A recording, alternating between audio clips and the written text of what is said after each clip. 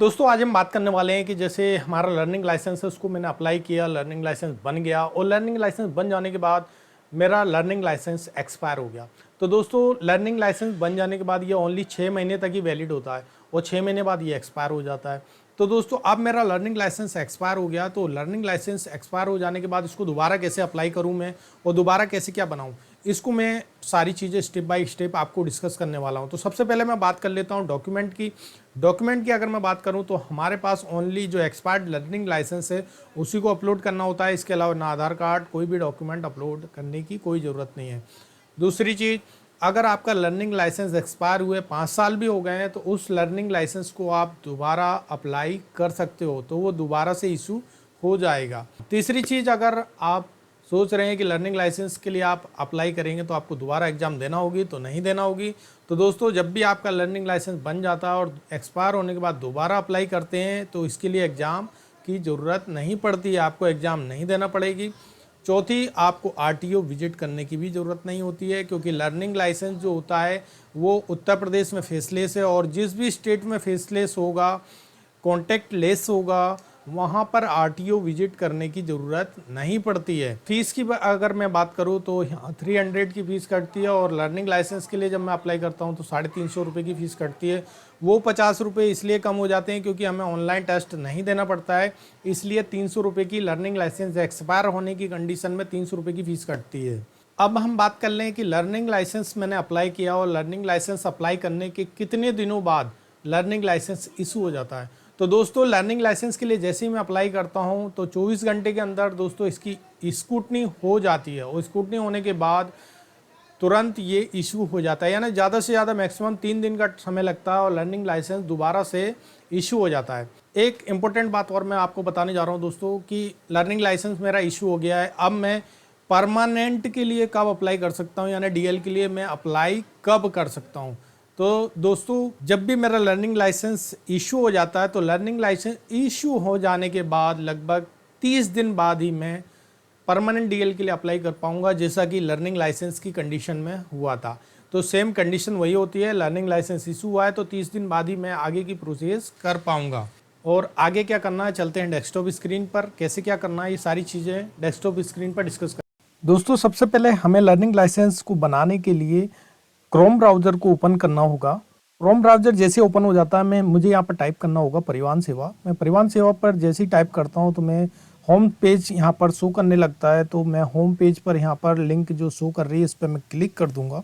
तो होम परिवहन सेवा की होम पेज पर मैं जैसे ही क्लिक करता हूँ तो मैं परिवहन सेवा की जो ऑफिशियल वेबसाइट है मैं उस पर आ जाता हूँ।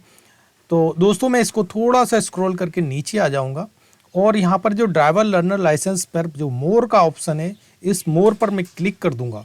तो दोस्तों जैसे ही मैं मोर पर क्लिक करता हूं तो मैं रिडायरेक्ट हो जाता हूं सारथी परिवहन सेवा की ओर। यहाँ पर मुझे स्टेट को सिलेक्ट करना होता है। दोस्तों मैं उत्तर प्रदेश से बिलोंग करता हूं तो मैं उत्तर प्रदेश को सिलेक्ट कर लूंगा और आप जिस भी स्टेट से बिलोंग करते हैं आप उसे सिलेक्ट कर लीजिए। उसके बाद लर्नर लाइसेंस कॉन्टैक्ट लेस, यहाँ पर उत्तर प्रदेश में ओनली लर्नर लाइसेंस है और इसके अलावा कुछ भी नहीं है, तो इसके लिए आपको आरटीओ विजिट करने की ज़रूरत नहीं पड़ती है। तो दोस्तों मैं इसको स्किप कर दूंगा। उसके बाद दोस्तों चूंकि मुझे लर्नर लाइसेंस बनाना है जो मेरा एक्सपायर हो गया, तो लर्नर लाइसेंस जो बार कोड पे पहला वाला ऑप्शन दिया है लर्नर लाइसेंस, तो दोस्तों यहाँ पर जो मैं लर्नर लाइसेंस में इस पर क्लिक करता हूँ तो इस पर जो दूसरे नंबर का ऑप्शन दिया है एक्सपायर्ड लर्नर लाइसेंस, इस पर जो एक्सपायर्ड लर्नर लाइसेंस का जो ऑप्शन दिया है मैं इस पर क्लिक कर दूंगा। एक्सपायर्ड लर्नर लाइसेंस पर मैं जैसे ही क्लिक करता हूं तो दोस्तों इंटरफेस चेंज हो जाता है और मेरे सामने कुछ इस टाइप का इंटरफेस शो करने लग जाता है। तो दोस्तों यहाँ पर मुझे लर्निंग लाइसेंस नंबर जो मेरा एक्सपायर हो गया है उसको डालना होता है और डेट ऑफ बर्थ को डालना होता है और उसके बाद मुझे सबमिट करना होता है। लर्निंग लाइसेंस नंबर डालकर सबमिट करता हूँ तो कुछ इस टाइप का इंटरफेस चेंज हो जाएगा और मेरा नाम, पिता का नाम शो करेगा।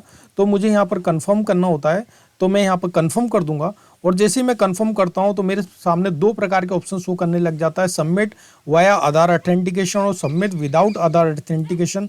तो मैं पहले वाले पर टिक कर दूंगा, सबमिट वाया आधार ऑथेंटिकेशन, और सबमिट कर दूंगा। दोस्तों मैं जैसे ही सबमिट करता हूँ तो मेरे सामने पूछने लगता है पॉपअप पर कि क्या आपका आधार कार्ड इससे लिंक है, तो मैं ओके कर दूंगा और अगर आपका लिंक नहीं है तो लिंक कराएं। तो ओके करने के बाद दोस्तों मैं इस पे आगे बढ़ जाता हूँ। अब मुझे यहाँ पर अपना आधार कार्ड नंबर डालना होगा। दोस्तों अब इंटरफेस फिर से चेंज हो जाता है। अब मुझे आधार नंबर और वर्चुअल आईडी दोनों में से एक को सिलेक्ट करना होता है, तो मैं आधार नंबर को सिलेक्ट कर लूँगा। और अब मुझे यहाँ पर आधार कार्ड नंबर डालना होगा। आधार कार्ड नंबर डालने के बाद दोस्तों मुझे यहाँ पर जनरेट ओटीपी पर क्लिक कर दूंगा मैं। तो मैं जनरेट ओटीपी पर जैसे ही क्लिक करता हूँ तो मेरे रजिस्टर्ड मोबाइल नंबर पर ओटीपी भेज दी गई है, तो मुझे यहाँ पर ओटीपी को डालना होता है। तो दोस्तों मैं यहाँ पर ओटीपी डाल दूंगा। ओटीपी डालने के बाद मुझे यहाँ पर 3 डिक्लेरेशन दिए हुए हैं, मुझे तीनों पर यहाँ पर टिक करना होता है। मैं तीनों पर टिक कर दूंगा और उसके बाद अथेंटिकेट कर दूंगा। जैसे मैं अथेंटिकेट करता हूँ तो मैं रिडायरेक्ट हो जाता हूँ और मेरा आधार इस यहाँ पर ओपन हो जाता है और यहाँ पर मेरा नाम, पिता का नाम, मेरी फ़ोटो समेत सारा एड्रेस, यहाँ पर सारा डाटा शो करने लग जाता है। अगर ये डाटा सही है, इसमें सारी चीज़ें अगर आपकी सही है, तो यहाँ पर आप इसको कंफर्म कर देंगे और ये नेक्स्ट हो जाता है, आगे बढ़ जाता है। ये जैसे ही आगे बढ़ता है तो अब इसमें मेरा एड्रेस वाला ऑप्शन ओपन हो जाता है। अगर यहाँ पर मेरी सारी चीज़ें सही भरी हुई हैं, वैसे हम इसमें कोई भी चेंजेस नहीं कर सकते हैं। अब इसको मैं चेक कर लूँगा कि इसमें मेरी सारी चीज़ें सही हैं कि नहीं है। अब मुझे जैसे ही स्क्रॉल करके इसको मैं नीचे आता हूँ तो मेरा 2 प्रकार से लाइसेंस बन रहा था, LMB और MCWG, यानी मोटरसाइकिल विद गियर और LMB, दोनों को मैं सिलेक्ट कर लूँगा। और जैसे सिलेक्ट करके एरो पर क्लिक करता हूँ, ये दूसरे साइड वाले बॉक्स पर पहुँच जाता है। इसका मतलब ये सिलेक्ट हो गया है। तो दोस्तों इसको मैं जैसे ही सिलेक्ट कर लेता हूँ, उसके बाद मुझे यहाँ पर 2 डिक्लेरेशन दिए हुए हैं, इस पर मुझे ऐसे ही खाली बने रहने देना है, इस पर कोई भी टिक नहीं करना है। उसके बाद मुझे सेल्फ डिक्लेरेशन को भरना होता है दोस्तों। तो दोस्तों सेल्फ डिक्लेरेशन को भरने का सबसे बेस्ट तरीका होता है कि इसमें दूसरे नंबर का जो ऑप्शन होता है ओनली उस पर यस करना होता है और बाकी सब जगह पर मुझे नो करना होता है। तो मैं दूसरे नंबर के ऑप्शन को यस कर देता हूँ, बाकी सभी जगह पर मैं नो करने के बाद नीचे यह डिक्लेरेशन होता है, इस पर मैं टिक कर दूंगा और सबमिट कर दूंगा। तो दोस्तों जैसे ही मैं सबमिट करता हूँ तो मेरे सामने बैक का ऑप्शन आ जाता है, इसको मैं बैक कर दूंगा। उसके बाद मुझे ऑर्गन डोनेट का ऑप्शन होता है, मुझे ऑर्गन डोनेट अगर करना होंगे तो यस कर देता हूँ, नहीं तो मैं इसको नो करके सबमिट कर दूंगा।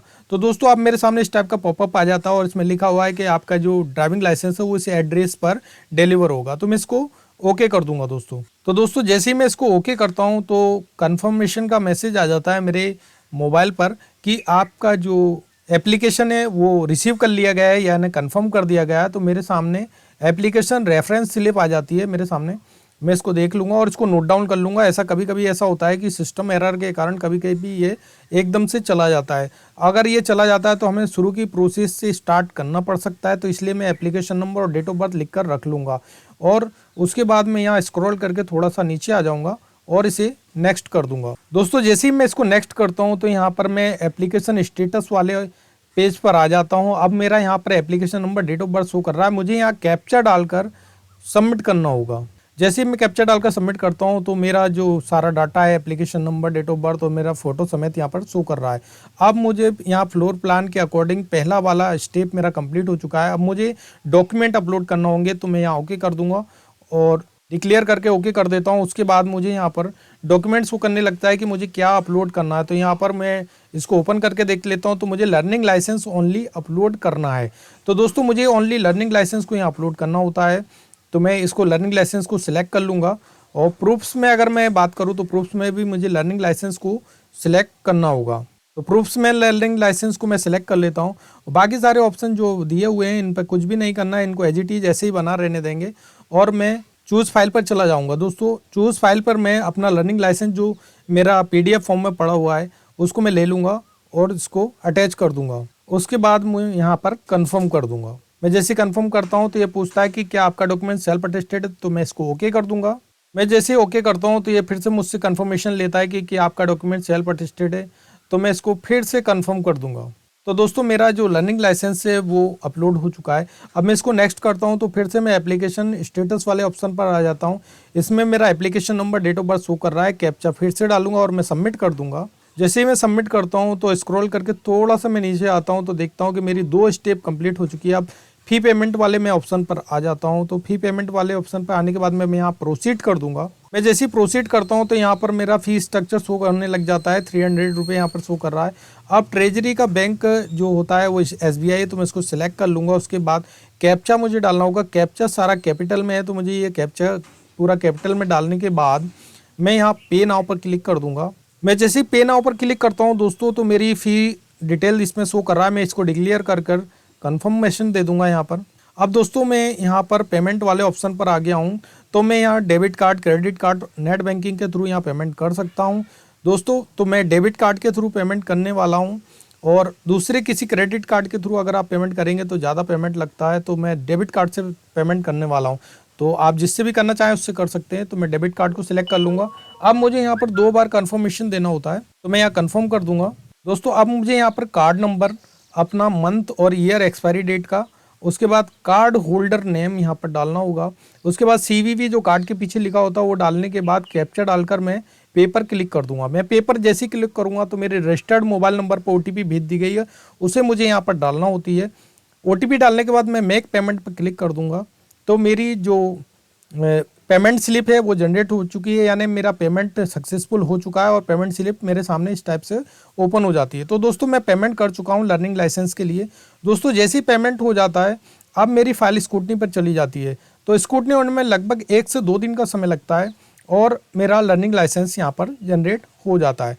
दोस्तों स्टेप बाय स्टेप मैंने आपको सारी चीज़ें डिस्कस करी हैं। अगर मेरे बताने का तरीका अच्छा लगता है तो दोस्तों एक लाइक तो बनता है। और दोस्तों मैं इसको चेक करके भी बता देता हूँ कि मेरी सारी स्टेप कंप्लीट हुई कि नहीं। तो मैं एप्लीकेशन स्टेटस वाले ऑप्शन को फिर से ओपन कर लूँगा और दोस्तों देखिए मेरी फाइल ये खुलकर सामने आ गई है। मेरी सारी स्टेप यहाँ पर कंप्लीट हो चुकी है। तो दोस्तों अब मेरी फाइल जो है स्क्रूटनी पर चली जाती है। तो 1 से 2 दिन का समय लगता है स्क्रूटनी होने में। उसके बाद लर्निंग लाइसेंस दोबारा रीइशू हो जाता है। तो दोस्तों मेरे बताने का तरीका अगर आपको अच्छा लगता है तो एक लाइक तो बनता है। दोस्तों स्टेप बाय स्टेप मैंने आपके साथ सारी चीज़ें डिस्कस की हैं। अगर आपको सारी चीज़ें अच्छी लगी हों और आप इसी टाइप के वीडियो दोबारा देखना चाहते हो तो मेरे चैनल को सब्सक्राइब जरूर करें, लाइक करें, कमेंट करें और शेयर करें। Thank you so much.